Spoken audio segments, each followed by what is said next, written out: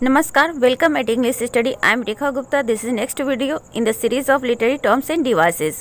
तो please video को like and share करें and do not forget to subscribe. Let's see the first term of today's video, science fiction.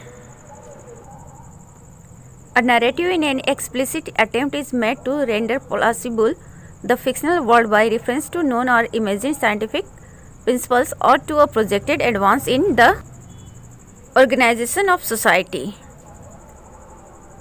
Science fiction में author क्या करने की कोशिश करता है, जो साइंटिफिक प्रिंसिपल्स होते हैं वो चाहे वो इमेजिनेशन के बेस पे हो या वो एग्जिस्ट करता हो, उसके फॉर्म में उसके बेस पे क्या करने की कोशिश करते हैं, जो सोसाइटी होती है उसके प्रोजेक्ट करने की कोशिश करती है और वो प्रोजेक्शन बहुत ही एडवांस होता है. अब जनरली क्या होता है इसमें कि जो दूसरे प्लैनेट्स होते हैं उस पर ह्यूमन बींग्स के एग्जिस्टेंस को दिखाया जाता है या कुछ इस तरह की चीज़ें दिखाई जाती है, अदर प्लैनेट की स्टोरी होती है. तो सेटिंग दूसरे प्लैनेट में भी हो सकता है या इस अर्थ पर भी हो सकता है. अगर अर्थ की सेटिंग यहाँ पे होती है, हिस्टोरिक सेटिंग अगर अर्थ पे होता है तो वो फ्यूचर में अर्थ कितना एडवांस हो सकता है साइंटिफिक प्रिंसिपल्स पर, उसी को प्रेजेंट करने की कोशिश की जाती है. या फिर ऐसी ही दूसरी यूनिवर्स के बारे में बात की जाती है. मीन्स कहीं ना कहीं सेटिंग अदर प्लेनेट में, फ्यूचर अर्थ में या फिर ऐसे ही दूसरी यूनिवर्स में की जाती है. Next term is fantasy, a genre of literature that features magical and supernatural elements that do not exist in the real world, generally don't support logic और फैक्ट्स. फैंटासी जस्ट अपोजिट है science fiction के, जहाँ science fiction logic और facts पर depend करता है, scientific principles पर depend करता है. उसी चीज़ को यहाँ पे बिल्कुल ही इग्नोर कर दिया जाता है फैंटासी में. फैंटासी में मैजिक और सुपरनेचुरल एलिमेंट्स बहुत ज़्यादा होते हैं और ये सारी चीज़ें रियल वर्ल्ड में देखने को नहीं मिलता है.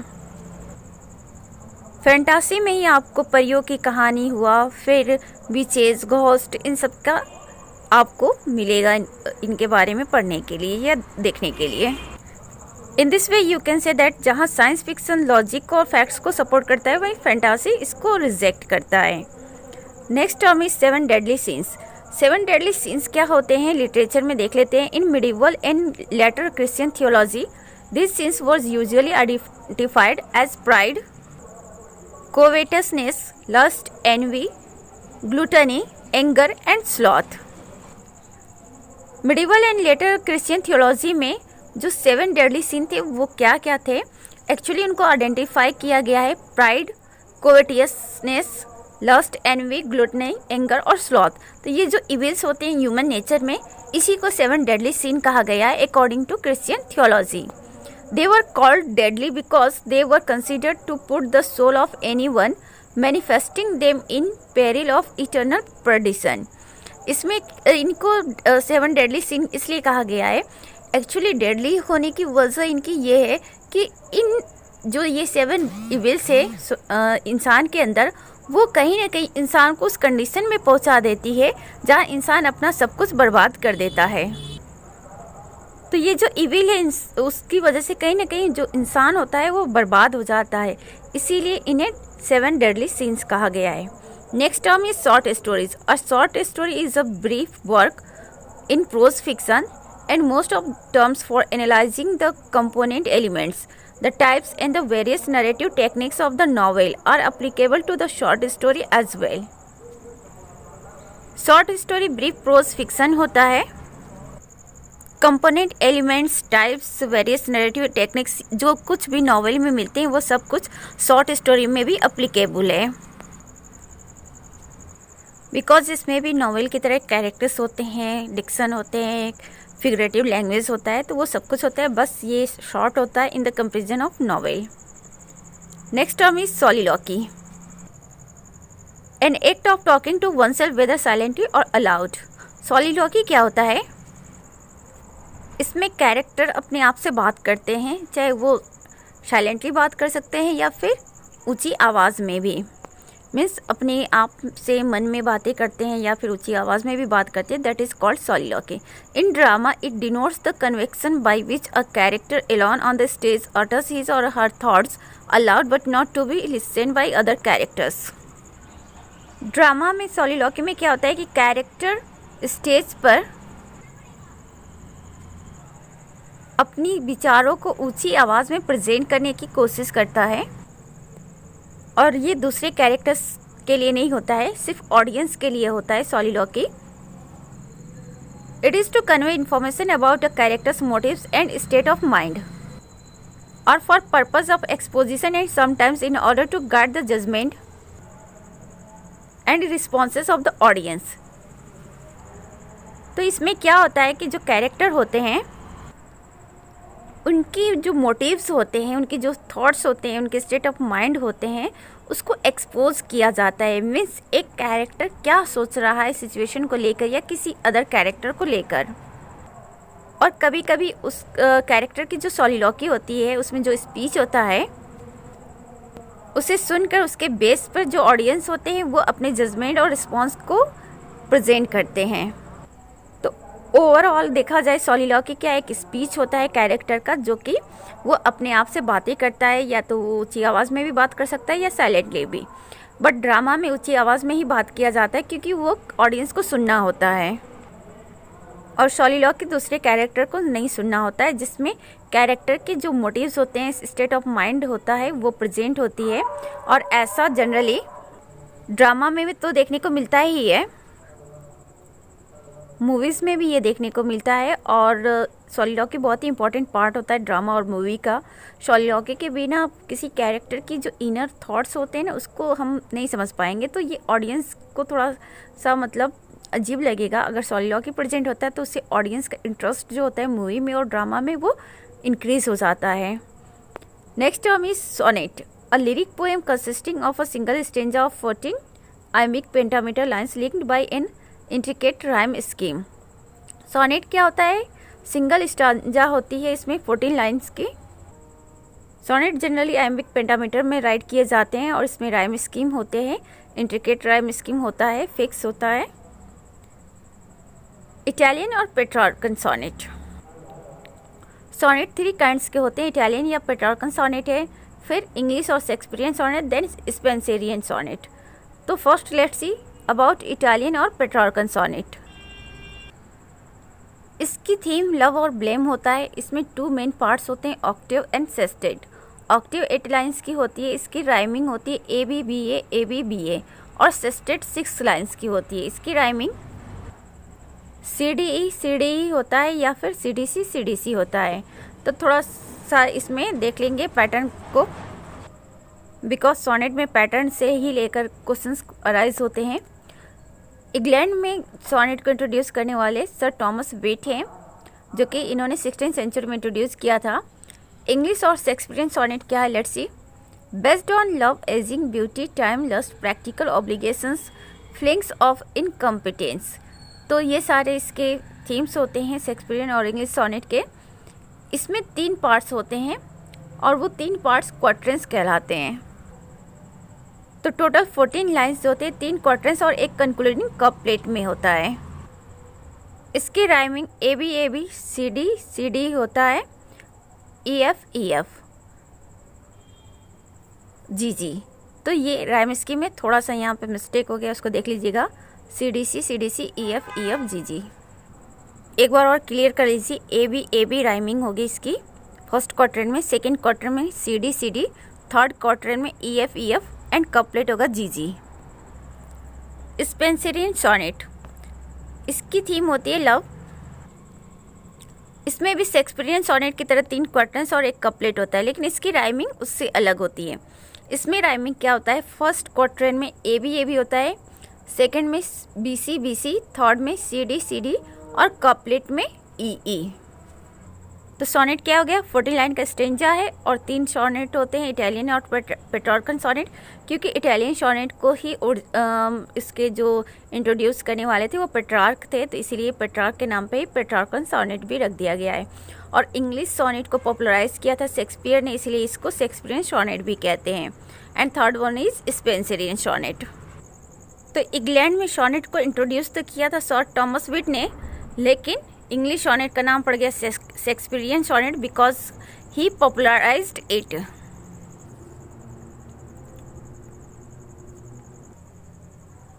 Next term is stanza, a grouping of the verse lines in a poem often set off by a space in the printed text.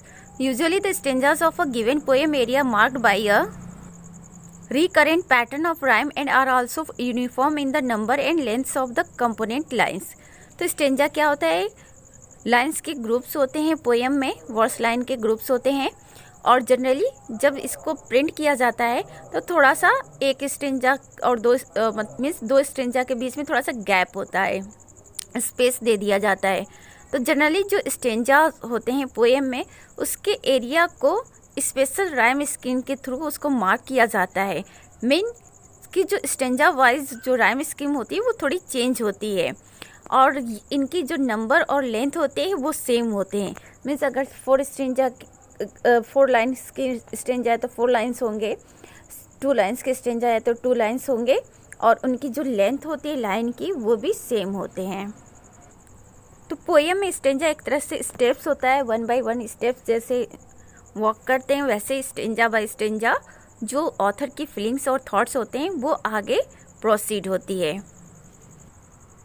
और पोएम के स्टेंजा आपस में कनेक्ट होते हैं सेम राइम स्कीम से, मीन्स जो पैटर्न होता है राइम का वो सेम होता है, यूनिफॉर्म नंबर और लेंथ्स होते हैं।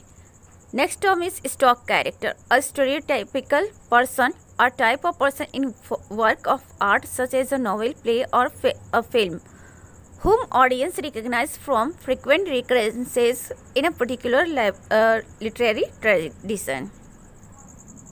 तो स्टॉक कैरेक्टर एक तरह के टाइप पर्सन होते हैं और जो जनरली नॉवेल, प्ले या मूवीज़ में आते हैं, और ऑडियंस उनकी जो मतलब प्रेजेंस होती है जनरली रिकरेंस होता है, फ्रिक्वेंटली वो प्रेजेंट होते हैं,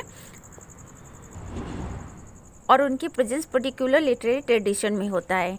तो ये स्टॉक कैरेक्टर होते हैं और इनका रोल जनरली होता है लोगों को एंटरटेन करना। Next term is stream of consciousness, a mode of narration that undertakes to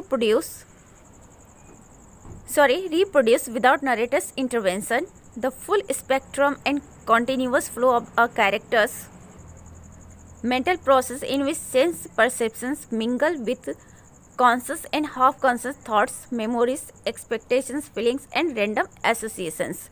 तो ये एक मोड है नरेशन का। इसमें क्या होता है, जो थॉट्स होते हैं कैरेक्टर्स के वो कॉन्टिन्यूस फ्लो होते हैं, ठीक है, और उनके वो जो थॉट्स होते हैं वो कॉन्शियस या हाफ कॉन्शियस हो सकते हैं, मेमोरीज हो सकते हैं, एक्सपेक्टेशंस भी होते हैं कैरेक्टर के, फीलिंग्स हो सकते हैं, एंड रैंडम एसोसिएशंस हो सकते हैं।